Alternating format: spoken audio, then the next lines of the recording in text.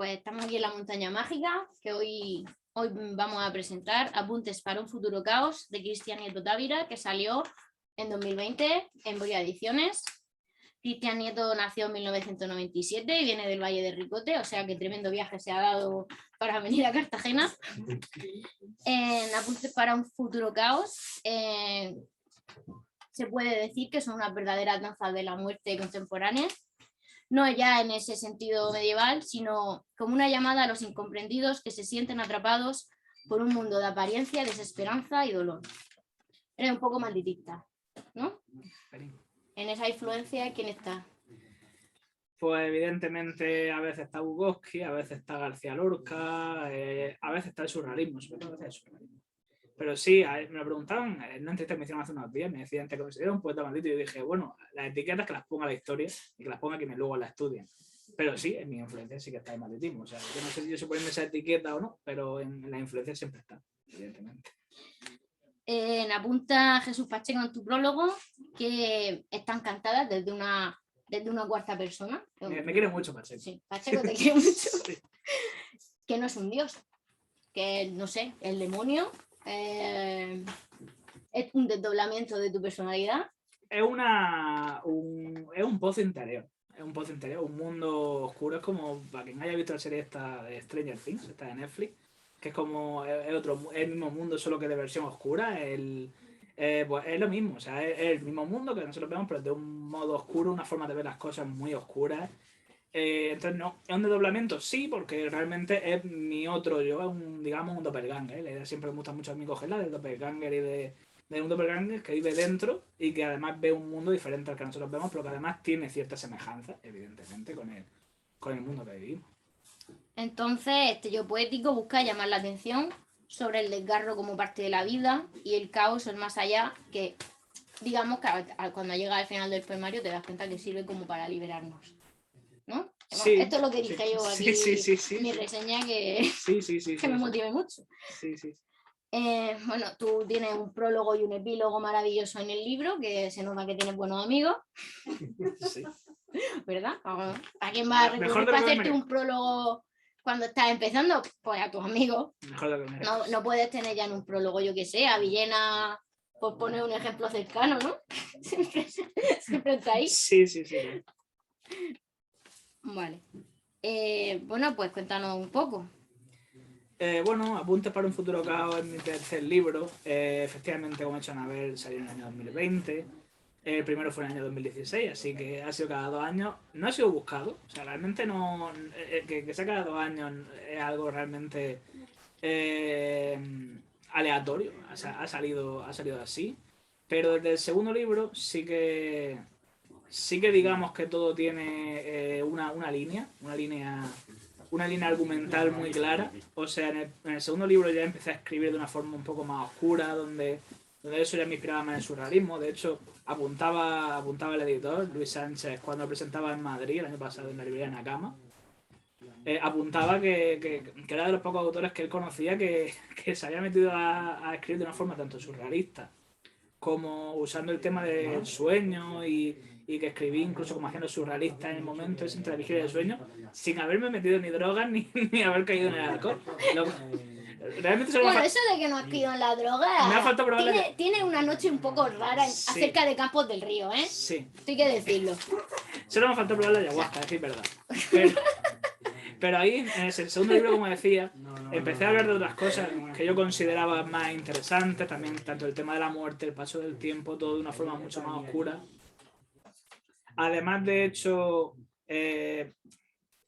todo tiene que ver también con un familiar que falleció y todo eso. Entonces llega un momento en que uno ve que a veces la literatura que consume no le define en ese momento. Hay veces que, evidentemente, uno cuando es pequeño pues, lee un tipo de literatura que cuando es mayor pues no leería. Pues esto pasa lo mismo en la poesía. A veces hay géneros que uno, dentro de la poesía, que uno consume en un momento, porque está enamorado, pues siempre gusta mucho leer a poetas que hablan del amor, pero cuando uno no lo está, pues tiene que leer otras cosas. Pues esto es lo mismo.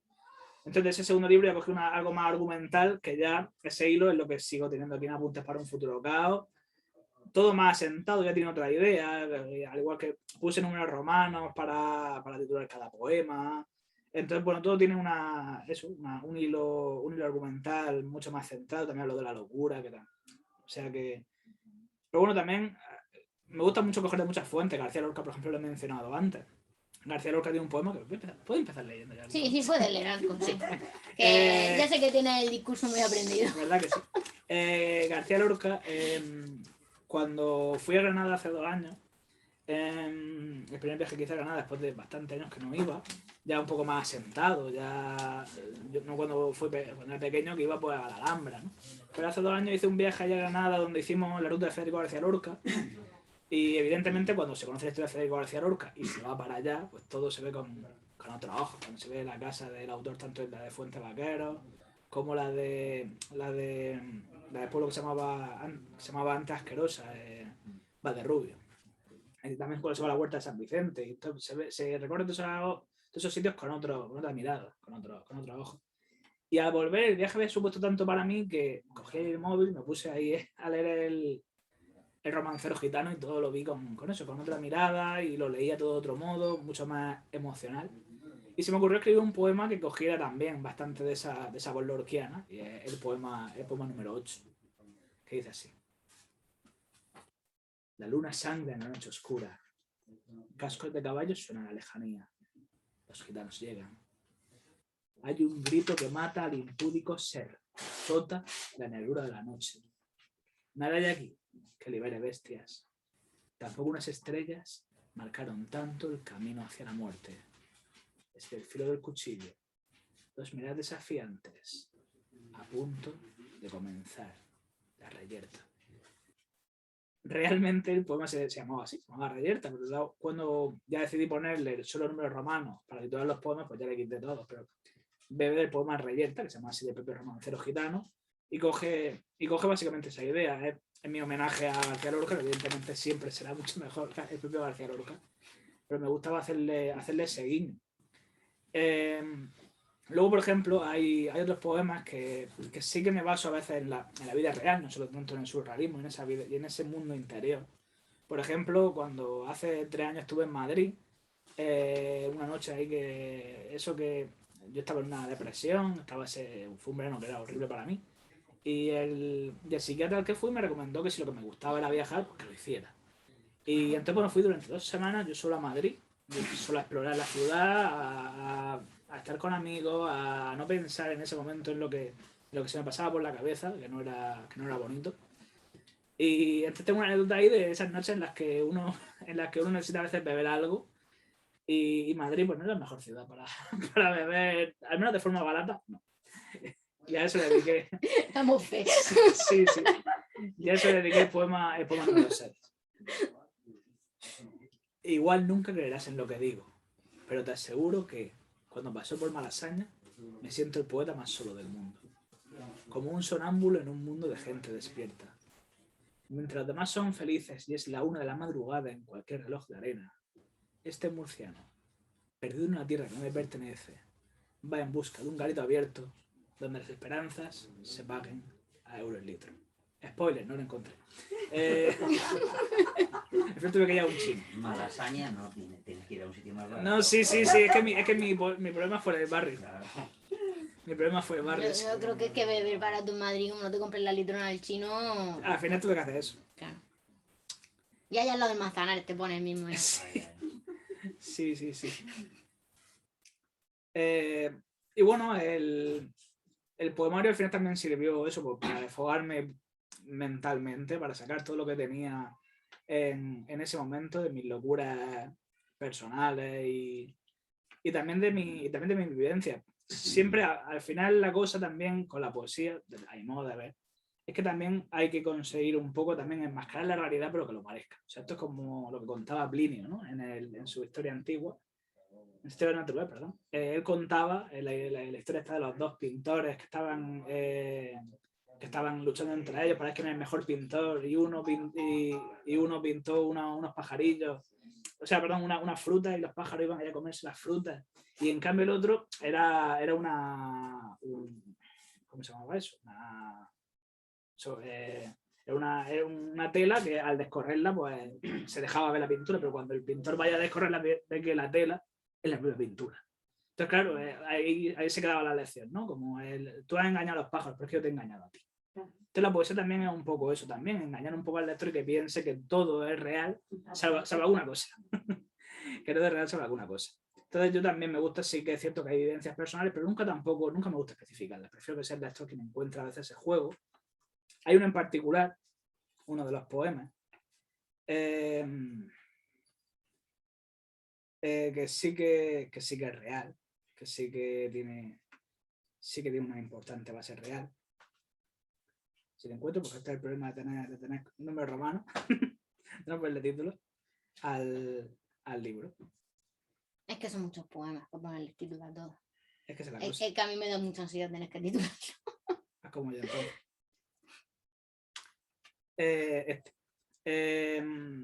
En mi segundo libro yo cogí una idea de un mendigo que hay ahí en la ciudad, en Murcia, que tiene ahí un cartelillo que a mí yo cuando lo vi, pues, siempre que lo veo, aún lo veo a día de hoy ahí en Murcia y siempre ahí por la Gran Vía, y siempre se me salta el corazón cuando veo la inscripción que pone cuando caemos al fondo nos convertimos en invisibles.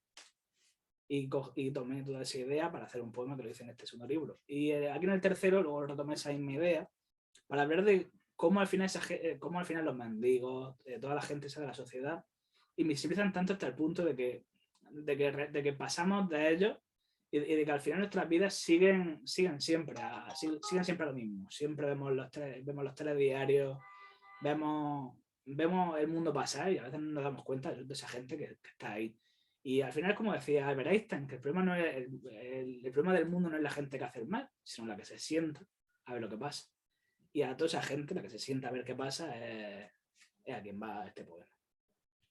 Y como he dicho, sí que es una triste realidad. Calles abarrotadas de transeúntes, nadies mirando la nada, absortos. Unos ríen, otros callan. Hablan entre ellos, se mueven, como piezas en un ajedrez que no controlan. Engranajes de una gran máquina de guerra. Balas. En Estados Unidos es muy fácil hacerse con un arma. Cualquier adolescente puede ir con un rifle al instituto y matar a sus compañeros, mientras los demás lo vemos aterrados tras una pantalla. Siria. Los refugiados están ahí. Mueren de frío, hambre y sed, mientras nosotros cambiamos de canal. Muerte. ¿Que por qué es necesario el feminismo? Preguntan quienes no ven o no quieren ver. Los micromachismos, las actitudes que afectan a las mujeres o toda violencia hacia ellas, mientras el hombre, birra en mano, le grita a la mujer que la haga su cena ya, que a ver si va a tener que ir él, le dice, que ella se enterará, le dice. Mendicidad, desahucios, bullying, maltrato, opresión, paro, y todo es circular, como este poema. Calles abarrotadas de transeúntes, nadies mirando la nada, absortos. Unos ríen y los otros callan.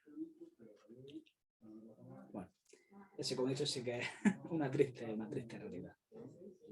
Esta es una anécdota pequeña personal que yo tengo y siempre me gusta contarla también. Quería contar en un pequeño poema, que es el poema número 24. Cuando era pequeño, en mi casa tuvimos un pájaro. Era un lindo canario el que llamaba cariñosamente Pioli. Tenía las alas minúsculas y estaba en una jaula de madera que se la había construido a mano. Cantaba todas las mañanas, saliera el sol o lloviera. Supongo que también eso no dejaba de ser un consejo de un animal hacia otro. Un día, no sé cómo, su jaula se abrió. No podemos domesticar un alma encerrada y debe volar libre. Y así hizo el canario. Su jaula aún sigue abierta, con alpiste en el comedero y agua fresca todos los días. Pero entiendo que nunca vaya a volver. Un hogar con barrotes nunca va a ser un verdadero hogar.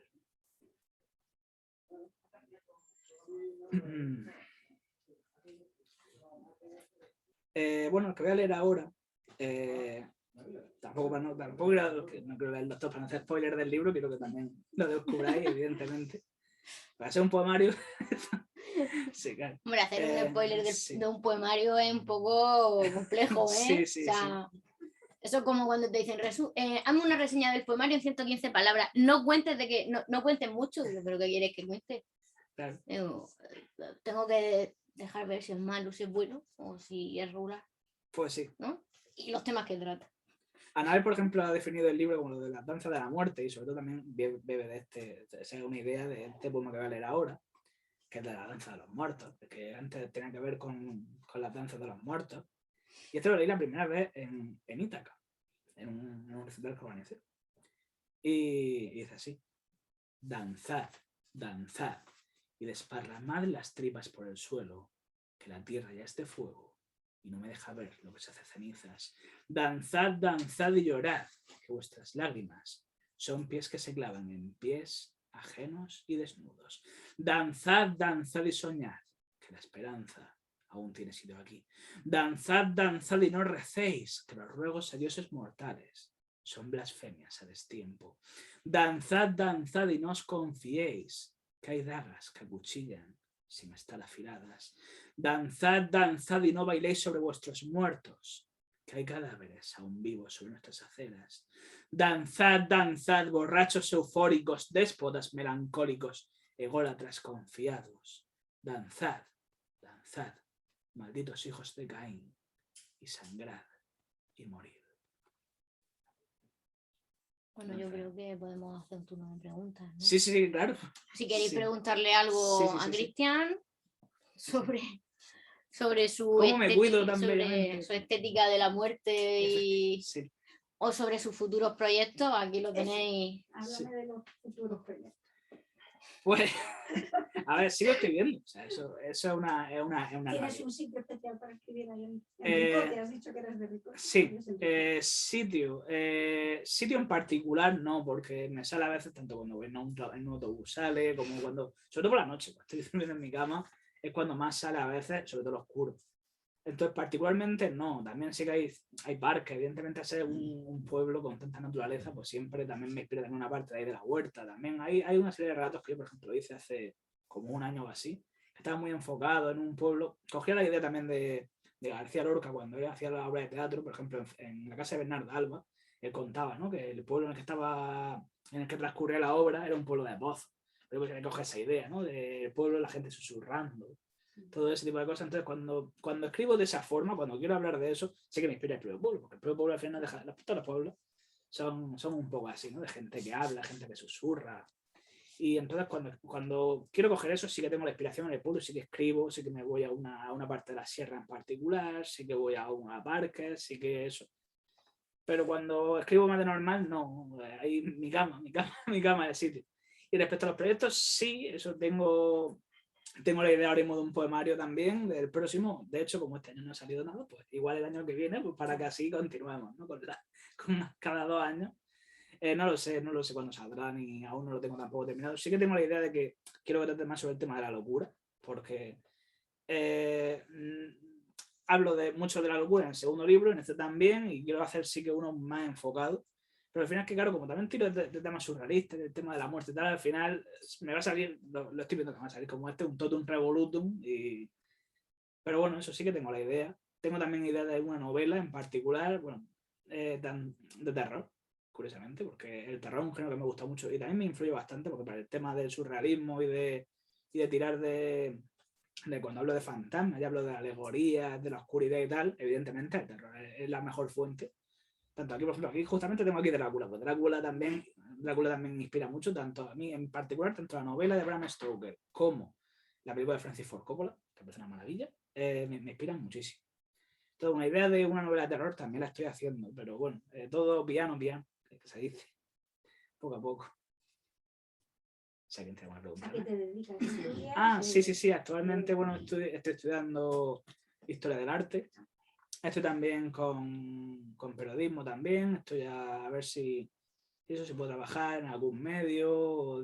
Ahora estoy en un medio digital que se llama DIMAP, donde hago reseñas de libros. También hacemos críticas de cine y demás. Pero bueno, si pudiera, evidentemente, cobrar en algún lado, pues es lo ideal. Es lo ideal, evidentemente. Pero bueno, también soy informador cultural de mi pueblo. Y entonces enseño edificios históricos del pueblo, cuando vienen grupos, cuando viene gente que quiere ver el pueblo. Pues eso hago, pero sí, ahora mismo estoy estudiando. Eso sí, creo que nunca hay que dejar en parte de formarse. Y si en un futuro se abren más puertas, pues mucho mejor. Creo que ese es el objetivo. Y no sé, ¿no se te ha ocurrido la originalidad de escribir una novela enmarcada en Ricote donde aparezcan los misterios y las historias góticas de Ricote, o incluso una locura de estas que no se hace, investigar sobre el pasado árabe del Valle, que es probable que a lo mejor de eso falte bastante falte bastante Pues mira, información. no creo que falte porque de hecho hay muchísima gente que se dedica a eso, a la investigación propia de la historia del país. Pero ficcionarla. Bueno, o sea, ya sea otra cosa. O sea, hacer algo tipo las novelas estas que tienen que ver con eso, pues bueno, sí. Por el tema de las leyendas me gustaría. Lo que pasa es que como Ricote tampoco tiene mucha tradición, yo cuando a veces he preguntado a mi abuela o he preguntado a gente mayor de ahí del pueblo, muchas veces no recuerdan casi leyendas o cosas así. Sí que hay alguna que, por ejemplo, tiene que ver con el santo, con el patrón, con San Sebastián, pero eso tampoco novelas o sea, no son historias ni paranormales, ni que tengan tampoco una base importante, que no tenga una base inquietante ni nada de eso. Sí que me gustaría, pero es que eso, mi pueblo no tiene demasiado de eso. En el Valle sí. Y Molina, por ejemplo, por ejemplo, me sorprende la cantidad de cosas inquietantes que tienen y de leyendas. Eso, Paco López Mengual, por Pero ejemplo. aunque tu pueblo no lo tenga, es como lo que hago yo. Cabo de Palos no lo tiene y yo tengo 3 novelas escritas de Cabo de Palos de terror gótico. Quiero decir que la idea que te ha dado ella. Sí. El guante lo tengo que coger. Eso es una idea muy buena porque No te hay pagan muchas por historias hacerlo. árabes, hay muchas historias árabes de la zona del valle que puedes usar precisamente para crear. Sí que hay, por ejemplo, una que evidentemente es la de Salto de la Novia, que no sé si la conocen. Sí, claro. No, pero esa está en demasiados sitios de España. Esa... Ya, ¿no? Incluso ahí hay versiones muy distintas, ¿no? Sí, claro. O sea, una dicen que saltó, que la novia era la cristiana, que la novia era la mora. Bueno, sí, la versión, pero sí. O sea, solamente hace falta un buen cejo para. Sí que hay una, por ejemplo, que sí que es bastante desconocida, que esa sí que me gustó a mí, y esa la he escuchado desde pequeño, ya no sé tampoco qué base tendrá. Que esa había, en el castillo del pueblo, había una leyenda de que tenía un pasadizo secreto que cuando venían los cristianos, al parecer, el rey moro, pues, lo usaba para moverse por ahí y salía a Río Seguro. Salía a Río Seguro para huir. Que de esas como esa leyenda habrán muchas. Esa de los pasadizos en Murcia se da con mucha frecuencia. Concretamente, yo nací en lo que hoy es la Plaza de Europa en Murcia, en el edificio anterior, donde está ahora el edificio municipal. Decían que había, desde los sótanos del edificio donde yo vivía, que conectaba con el castillo de Monteagudo. O sea, lógicamente siempre habrá sótanos para aquí y para allá, pero el conectar, eso ya vamos a dejarlo. Ya tenemos dos. Sí. Si ya para el futuro creo que voy a tener. Y lo que has comentado López Mengual, a lo mejor lo que te hace falta es eso, es un mostrador de mercería para que te cuenten historias. No, sí, pero muchas de las que él tiene, por ejemplo, sí que son propias de pueblo. Primeramente la de la mercería y luego también son las leyendas propias del pueblo, pero eso, ahí me impresiona. Y en Murcia también. En Murcia, por ejemplo, yo como me enteré de la de Romea, por ejemplo, de la famosa historia esta de los monjes de Romea, la maldición de Romea. Que el tercer incendio ya sí, o sea, definitivo. Eso me fascina. Yo no pude tener ahí en mi pueblo alguna cosita de esas. Pero eso, habrá que ficcionalizar. Cuando algo no está, hay que hacerlo. Hay que inventarse. Pues sí. Hay muchos escritores afamados que incluso se inventan la guerra civil. Actualmente no voy a decir nombres ni lugares de... Sí, sobre guerra civil, el caso de Ricote tiene una familia que hemos comentado hace un momento, donde uno estaba en un bando y otros en otro. O sea, totalmente opuestos, ¿no? Hermanos. Yo creo que ese tema ya está muy... También, y de hecho, de tocado gente que se ha cambiado. Por ejemplo, una de las primeras novelas de Tristante, cuando firmaba como Jero Salmerón, que era El rojo en el azul, de que se cambió de chaqueta para no morir y era comunista y se tuvo que poner, por eso se llama novela El rojo en el azul, se tuvo que ir al otro bando. Ese tipo de cosas sí que se han escrito, ya han corrido a río de tinta. Cristian, ¿de dónde viene la pasión por escribir? ¿Hay alguien en la familia que le gusta? Lo cierto es que no viene de familia. De pequeño me gusta mucho escribir relatos, por ejemplo, escribir relatos de terror o incluso de secuestro. Yo recuerdo mi primer relato que escribí. Me secuestraban, o sea, al protagonista, al narrador, le secuestraban y conocía a una chica que también estaba secuestrada y surgía la historia de amor y luego llegaba la policía y los salvaban a los dos. Y eso volvían a ver, porque claro, tú terminas de forma trágica, al final no se encuentra con ese amor de verano. Lo mejor que recuerdo. Sí, claro que me acuerdo. Yo de los relatos del colegio solo me acuerdo de mis grandes dibujos. Qué obras de arte. Sí que hice Madre uno, mía. sí que hice uno donde además recuerdo que lo leí públicamente en el pueblo, que se llamaba Almuda del Tarik, donde yo ficcionalizaba la historia de un chico morisco, que era amigo de Cervantes, o sea, a mi invento que era amigo de Cervantes el protagonista, y que llega un momento en que, por una serie de rifirrafes, tiene que huir de Madrid, y le mandan una carta Cervantes, ¿dónde tiene que ir? ¿Y a dónde va a ir a parar? Al Valle de Ricote. Pero me venía muy bien porque como en ese momento estaba todo en el marco de recuperar el tema de los moriscos en Ricote, y además el nombre de Ricote sale del Quijote, en la segunda parte del Quijote, Sí, Sancho Panza se encuentra sí. con el morisco Ricote, pues me venía muy bien que él, que tampoco es tan descabellado pensarlo, que él conociera el Valle de Ricote.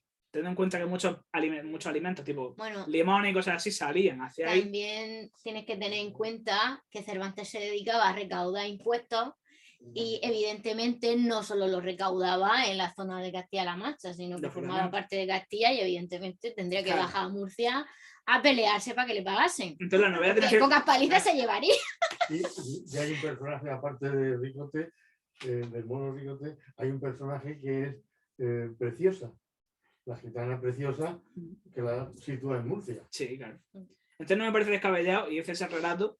Y ya de ahí luego sí que es cierto que ya di un pequeño salto de la poesía, ya pues lo típico de cuando estás enamorado de alguien y le haces pequeños poemas o lo que son intentos de poemas y luego ya pues eso, luego ya he ido depurando, ya tengo otras lecturas, y ya relato. Hay veces que sí que lo vuelvo otra vez a relato porque la ficción siempre está ahí y toda ficción saca alguna cosa también. Entonces salió, salió de ti. Sí, nadie sí, ningún profesor. No, para nada. Sí que es cierto que en el instituto sí que encontré cuando yo ya escribía. Ya sí que tuve una profesora que es Nuria, que Nuria además es mujer de, o sea, es la mujer de un poeta que es Antonio Aguilar. Es poeta Antonio Aguilar de aquí de Murcia. Y Nuria me daba mi literatura y entonces, bueno, pues me ayudó mucho también con el tema de mi incipiente relatos, el concurso que se organizaba de parte del Departamento de Literatura de ahí del instituto, que yo participé de hecho con algún relato también. Y ese tipo de cosas me ayudaron. Entonces, claro, evidentemente, sí, a los profesores de literatura siempre hay que agradecerles también todo eso. Pero eso, en origen sí que no hay ningún origen familiar y de hecho, en mi casa tampoco es que guste demasiado, ¿eh? Porque es que no gusta prácticamente nada. Bueno, ¿lee algo más? Sí. Vale, bueno, ha venido, bueno, yo cuando comencé esto de la poesía, hay un poeta particularmente que conocí, de hecho aún tengo el honor de llamarlo amigo, que está aquí con nosotros, que es Félix Pergat. Y sé que hay un poema de este libro que le gusta y que siempre que lo leo pues va dedicado a él. Y es que muchas veces cojo la figura poética de mi madre. El tema de la madre, porque al final la madre es un tema literario que es precioso. También fílmico. De hecho, una de las grandes películas, por ejemplo, del cine soviético es la de la madre, que está basada en el relato de Máximo Gorki. Entonces la figura de la madre me mola mucho y me encanta siempre escribir sobre él. Y en el segundo libro tenía un pequeño diálogo, en Canto de Carrado tenía un pequeño diálogo que se llamaba Conversación en una tarde lluviosa, que decía, madre, ¿qué viene después de Rayo? Dice, la destrucción, hijo, la destrucción. Y entonces cojo también esa idea de la madre para hacer este poema, que como he dicho, le recomiendo a Félix y a mi madre, que sé que no me está escuchando ahora mismo, pero está mismo en mi casa la mujer. Pero bueno, también. Bueno, le puedes poner el vídeo. Sí, y después me número 9. Mamá, me gustan las flores muertas. Me gustan las flores muertas por su ruido. Gritan como si estuvieran vivas. ¿Has oído una flor gritar, mamá?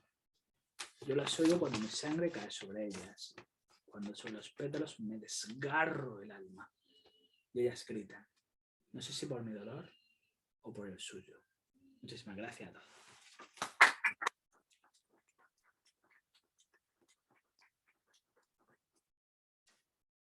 Se finí, como dirían los franceses.